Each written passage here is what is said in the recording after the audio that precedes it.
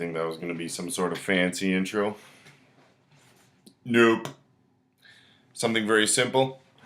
Something I'm going to make this pretty quick. I'm just going to go over, for those of you who are new to vaping or new to this style of battery and tip.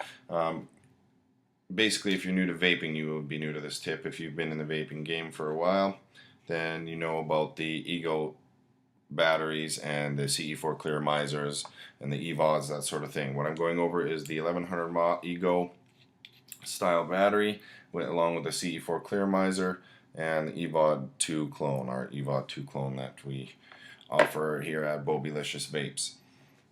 Very cost-effective way to quit smoking, cheap way to get healthy. Okay, basics of the battery. They are 5 clicks to turn on and off. 1, 2, 3, 4, 5. And that'll turn it on. You don't necessarily need to turn it off to save a battery or anything. I think it's more of a safety feature. I don't really find that there's too much of a battery change, life change by shutting it off. I haven't found anyways. And the CE4 Clearomizer, where's my juice? I'm going to be using some of Bobilicious Vapes marshmallow there.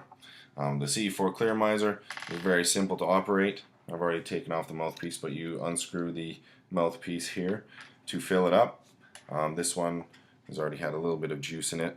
When you fill it up, you want to avoid dumping the juice into that middle center shaft, as that's going to be dumping it directly into that the coil there. You may end up flooding your tank. It's not always pleasant, but what I like to do is just wedge the nipple of the bottle, if you will, and just run it down the wall until it's high enough that it will submerge those wicks, at least on the initial fill for sure. If you're running out of juice, dump whatever you can in there if you need to fill it up, but it's not gonna really hurt it. But I find you get better vapor and better flavor, at least if you fill it up initially on the first fill instead of trying to dump it around. So there you are, you filled up your CE4 Clearomizer. Throw it on the battery. Give it a vape.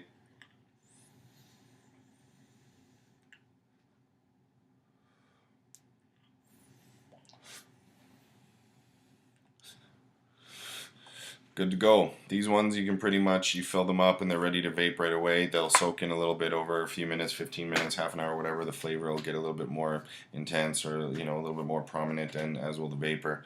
The EVOD 2 clone, our EVOD 2 clone. Every time I undo this, I always want to check the coil for some reason to make sure that it's tight. Now it's snug here, but when it's dry and the tank is brand new out of the package, this rubber stop can rub against the shaft that it seals to, and it might just unscrew it a little bit. So you want to make sure, at least on the initial fill, that it's tight. Once there's juice in there, it'll be lubed up a little bit, so it'll want to unscrew a little bit easier.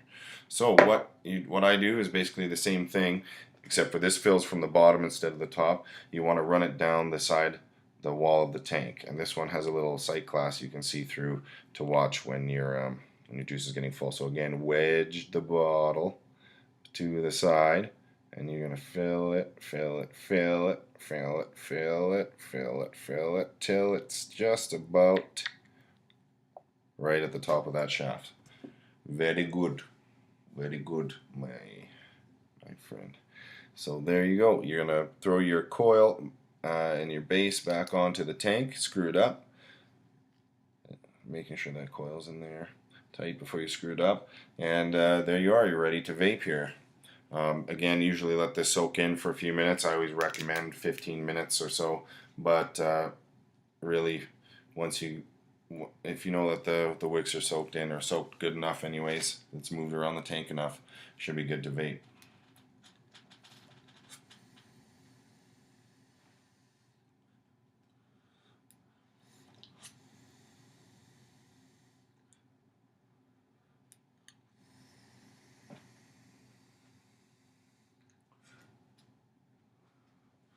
Cool. So that's the basics of that. One thing I will say, when I charge this, or even when I'm putting it on back on a different tip, I always make sure that this connection here is clean. I wipe it out with a Q-tip or a Kleenex, whatever. Make sure that it's not gummed up. It is normal to see some fluid on the inside of the battery. Some tanks just, you know, they all have different seals and stuff everywhere. It is possible for some fluid to drop down into here. It's not the end of the world. Just make sure it's as clean as can be when you charge it. Now, the charger has a USB connection here at this end, and this is the end you screw into the battery. You take off the tip, screw the battery into the charger. This will be green while it's hanging on the wall without a battery on it. When you screw a battery that needs charging onto it, it will turn from green to red, and from red to green when it is finished charging. It takes a few hours to charge. This battery does have a life indicator to let you know when it is going to be dying. I think I said that at the beginning of the video. Red, white, and blue. Red for dead, blue for medium, white for 50% and above. So you should be able to know when you need to charge the battery.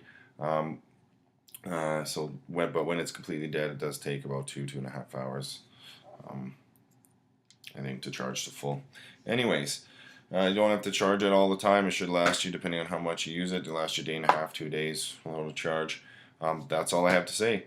So check us out at bobiliciousvapes.com, and this is just a tutorial video for this, and hopefully I'll be able to put out, you know, 1 or 2 more videos in the near future. And if there are any questions, don't hesitate to send us a message or contact us outside of the web, and enjoy. Thank you very much.